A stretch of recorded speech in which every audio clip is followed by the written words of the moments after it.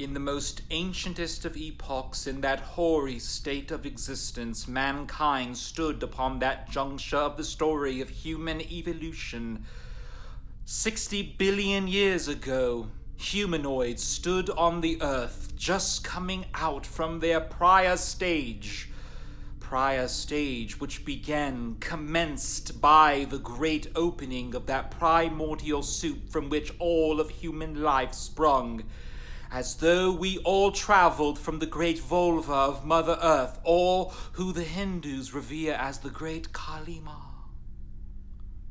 And then, before the great transitioning into that state of human existence, humanoids, still within that primate stage, left the state of no speak, and then they began to speak, embellished with that little microcosm of intelligence, embellished with that but small little spark that springs from stardust, and it emanated from the mouth. Speak, sound, the song of that thing before which the soul is sprung into its very becoming. And then it resounded, the song of our will to survive.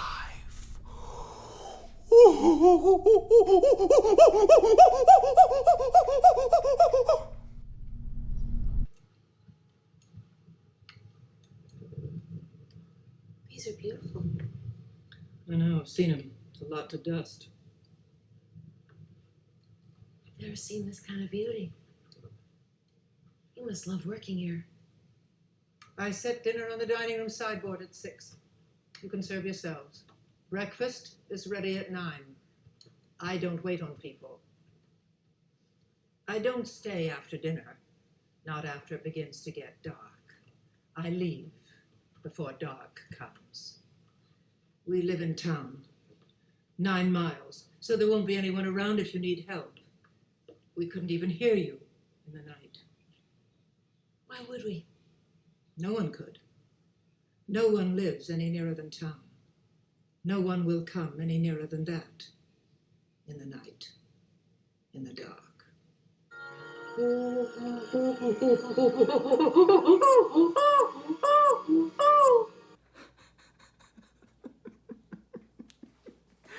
Okay, so I am here to talk to you guys about the army of psychopaths that exist out there who are using really all of the problems with, for example, things like pollution, the damage that pollution brings to the environment and also to agriculture and things like that. And they use this situation as a way to justify things like population control, Darwinism, Malthusianism, which are really just fancy ways of saying genocide is good. Let's put people in camps.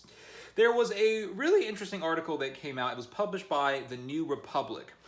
And it talks about how in the midst of the Corona-Crisis, I used to call it the coronavirus crisis, but I read an article in the Italian press today, I think it was from Il Tempo, that called it the Corona-Crisis. And I think that's just it just rings so much of a bell. It just sounds a lot more crisp. So in the midst of this whole Corona-Crisis, you have these psychopaths that are saying that coronavirus is essentially a vaccine to another virus called humanity. Because us humans, we kill cows and chickens.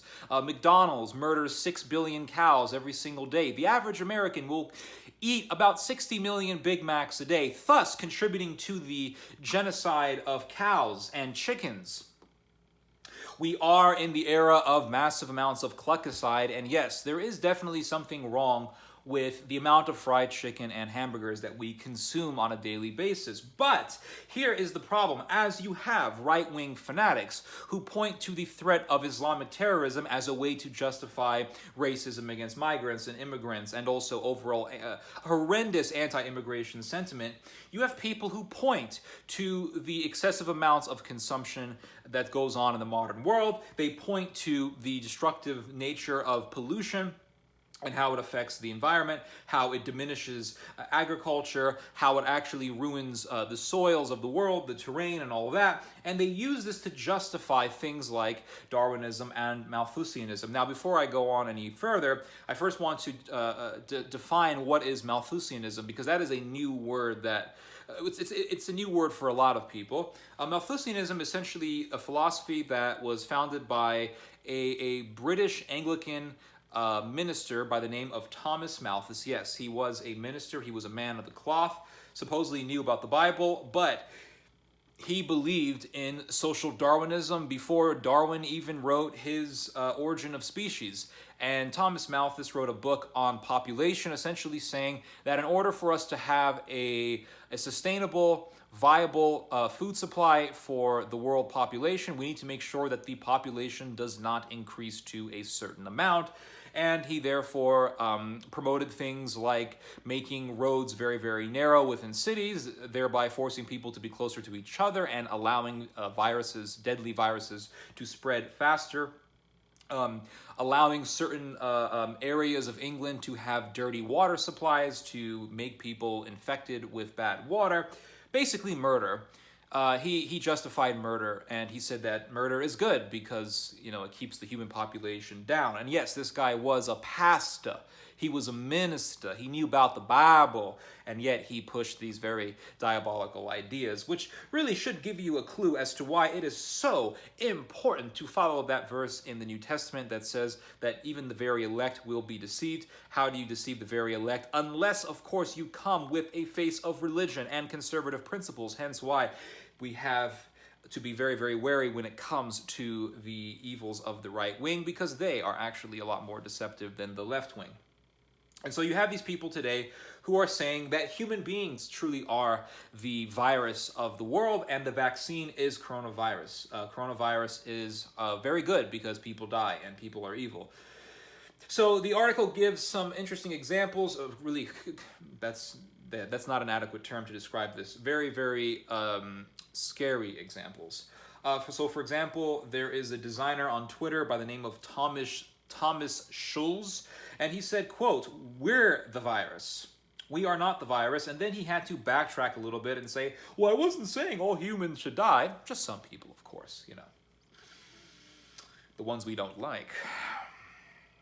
Put them in the camps.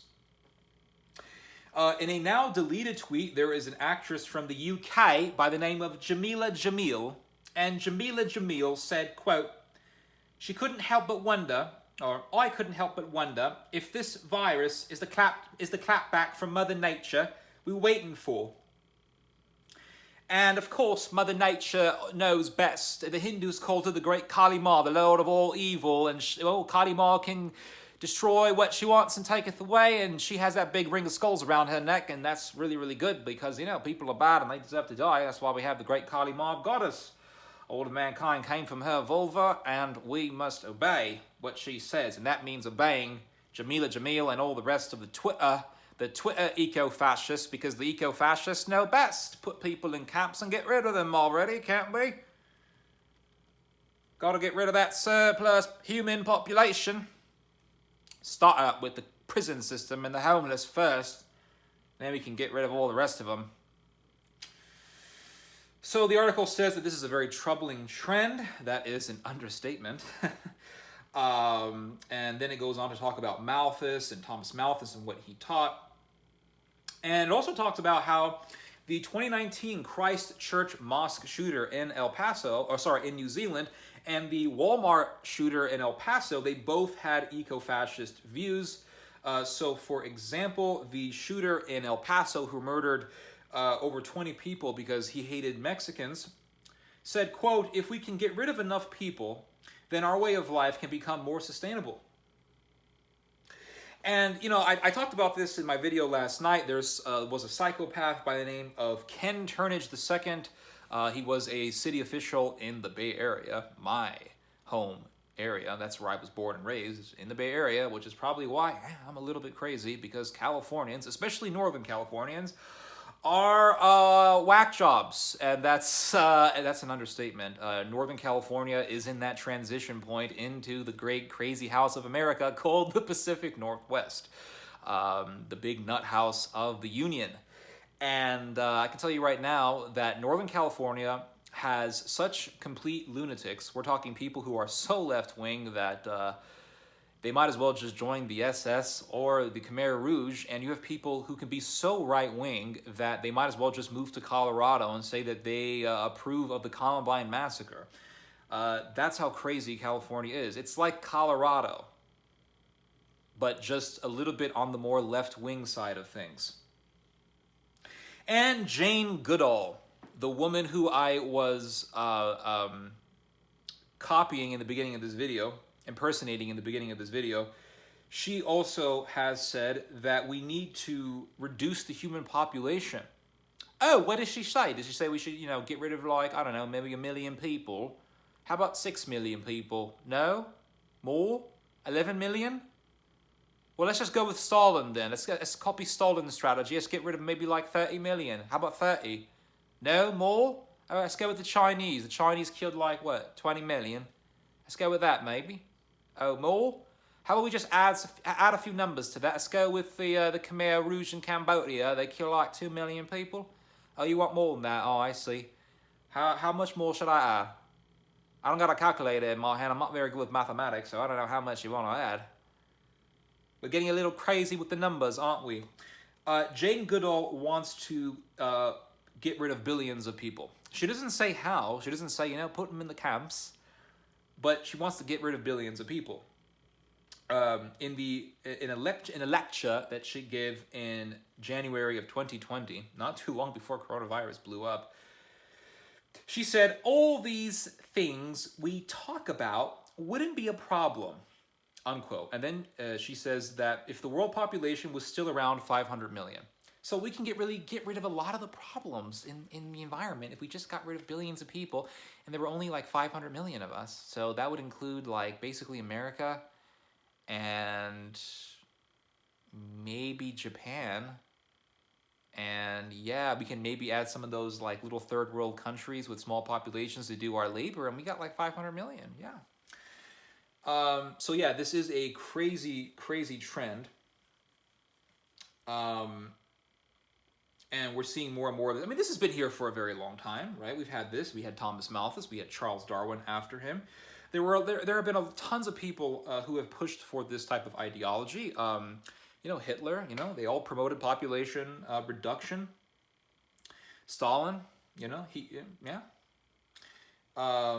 there's a bunch of these people. The article goes on to talk about more of these types of examples. And this is a really, really creepy trend, and it is diabolical. It is really, really sinister,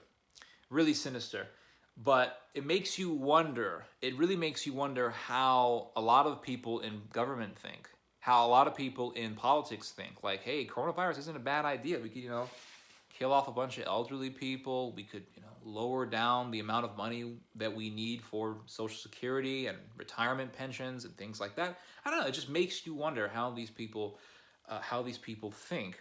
It should also remind us of how vigilant we actually have to be, because there are people in the ranks of the conservative strata who actually push for this sort of ideology.